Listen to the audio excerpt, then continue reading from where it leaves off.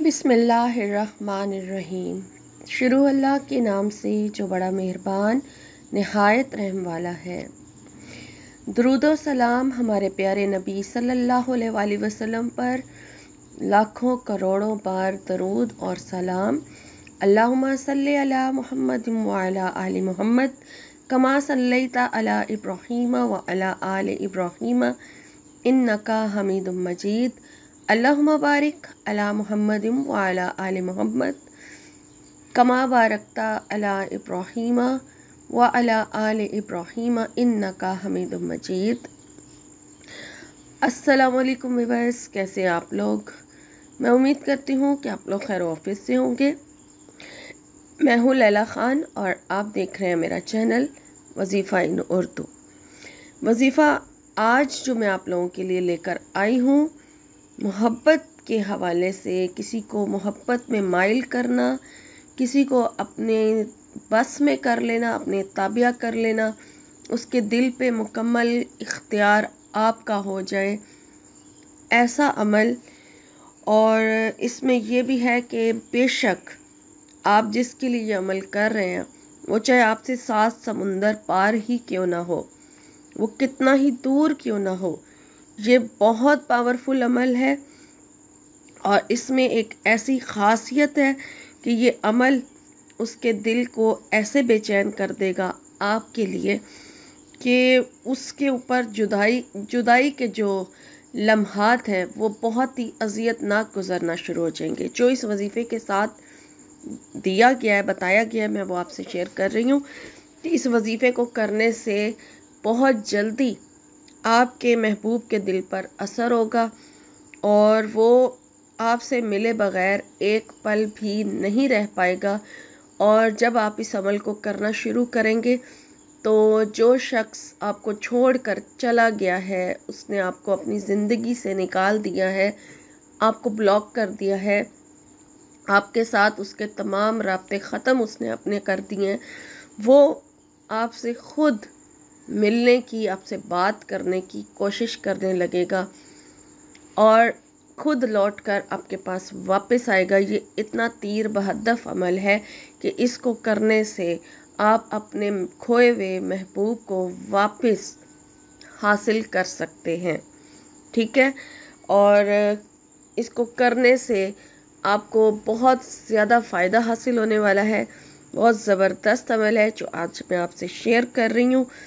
बात सारी यकीन की होती है। आप लोग बेयकीन होकर जब कोई चीज़ करते हैं, वैसे भी अगर आप किसी चीज़ पर आपको यकीन नहीं होता तो आपका ध्यान उस तरफ कम ही जाता है, ठीक है। तो जब आप अल्लाह की कलाम पढ़ के बेयकीनी के साथ, बेध्यानी के साथ उसको पढ़ रहे होते हैं तो फिर वहाँ पर भी आप बिल्कुल भूल जाएं कि आपको कामयाबी मिलेगी।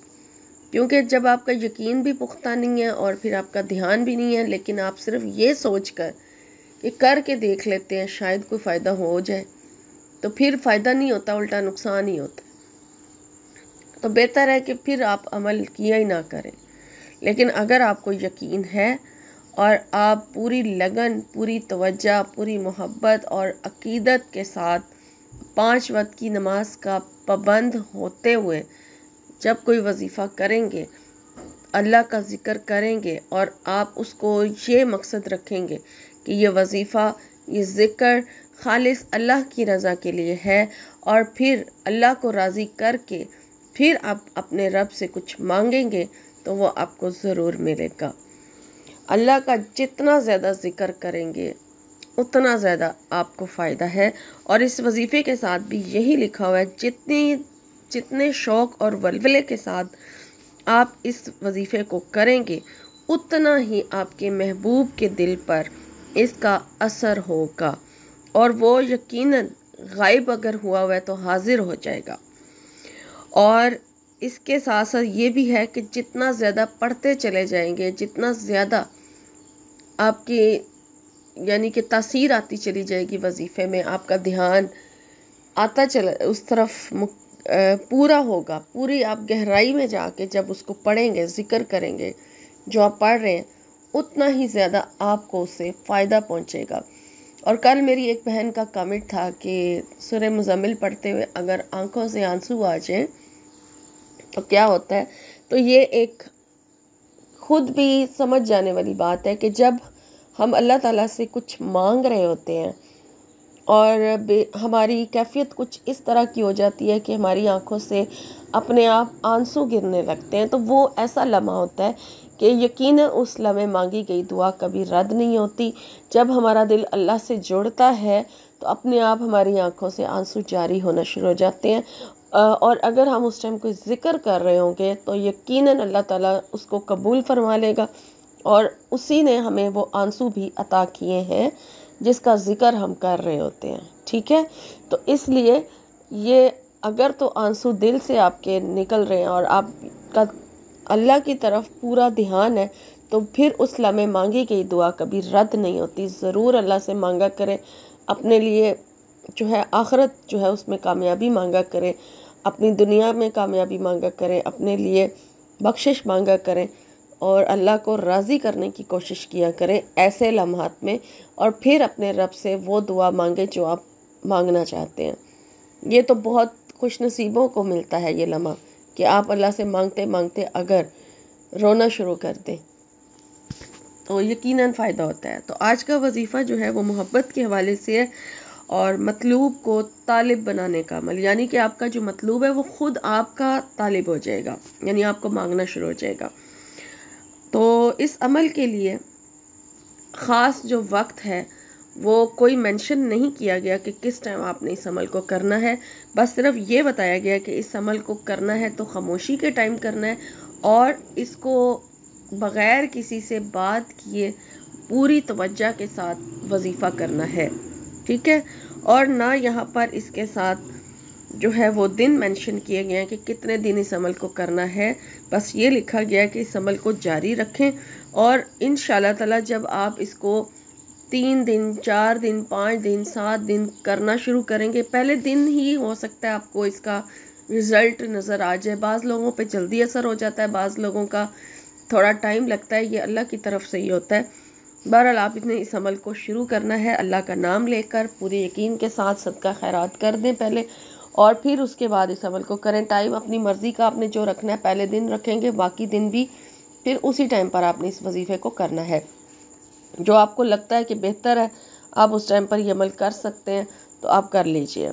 میرے حساب سے میرا رات کا جو وقت ہے، تہجد کا جو وقت ہے، عشاء کی نماز کے بعد لیٹ نائٹ کا جو وقت ہے، فجر کی اذان سے پہلے پہلے اگر آپ اس عمل کو کر لیں وہ ٹائم بہت سوٹیبل ہے، باقی آپ کی مرضی ہے.